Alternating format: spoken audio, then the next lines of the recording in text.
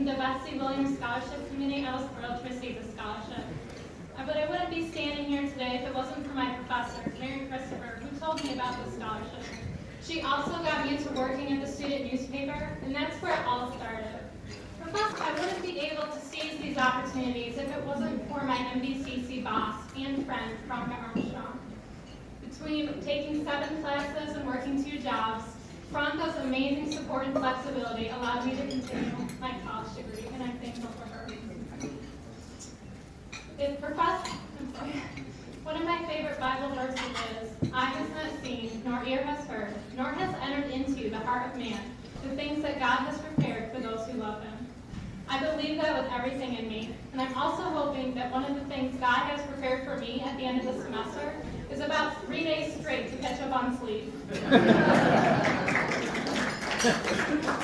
Professor Christopher planted the seeds of journalism, but Professor Sinatri brought out the bright lights and made them grow. He challenged me and stretched my writing skills for journalism, and he makes learning fun. He's also here today to support the Tangerine staff. Can you please give him a hand? More time to thank others, such as one of my MBCC professors, who has not only been my mentor, my teacher, my boss, but also my friend. I've learned so much from him and others, and I'm so thankful. But I need to save time for the most important people in my life. My interest in public relations and journalism didn't start at college. Can you imagine homeschooling 10 children from preschool through senior high? But my parents were determined to have 100% involvement in the education of their children. And they're here with me today. Can you please applaud them with me?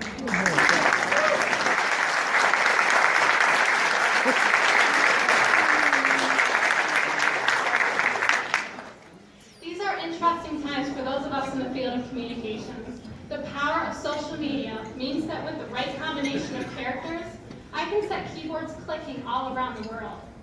That sounds as though words will command the world, but not long ago, Jennifer Benz, Deputy Director of the Associated Press, NORC, Center for Public Affairs Research, said that 83% of millennials get their news on YouTube and 50% on Instagram.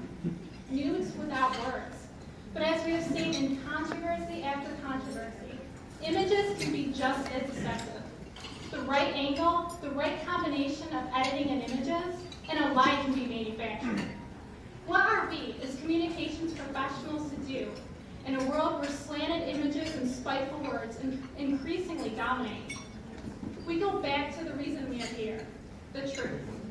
Many times we see the media and others who interact with them in a battle to make the truth fit a preconceived agenda. That shouldn't be surprising, because in hot-button issues, there is a tendency to want to win at all costs, and the truth does not always play favorites. That's what separates those of us who are professionals from those who hop on Twitter and say whatever will get them the most responses. Professionals understand that people who need the truth and want the truth desire that from us more than anything we can name. And that's why the Tangerine's editor-in-chief chooses not to publish articles that cater to the latest and most popular agenda. Instead, the news stories tell readers what really happened. The truth tells a story why a young person is happy to labor in 90-degree weather because they see in their work a future. The truth convinces skeptics why a new program will make a positive difference. And the truth tells us why, with all the frailties and faults of humanity, a great idea never works. The truth hides in shadow. Finding it is not easy. But when we stop short of the truth, we embrace a lie. At Utica College, we all look forward to different careers. When mine ends, I want anyone and everyone who reads what I write, sees the pictures I take, to agree on one simple but very crucial thing. I gave my work the power of truth. Thank you again for the scholarship to help start me on my way.